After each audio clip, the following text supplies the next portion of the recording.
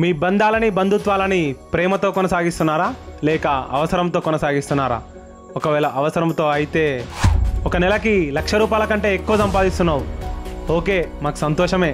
కానీ పండగకి ఊరెళ్ళినప్పుడు బంధువులతో మాట్లాడలేకపోతున్నావు, నువ్వు సంతోషమేనా? నా దగ్గర మస్తు పైసలున్నాయి, ఆ పైసలు పడేస్తే సుఖం, సంతోషం, సపోర్ట్, సెక్యూరిటీ, ప్రేమ, స్నేహం ఇవన్నీ నా కాళ్ళ దగ్గర వచ్చి పడతాయి అని అనుకుంటున్నారా?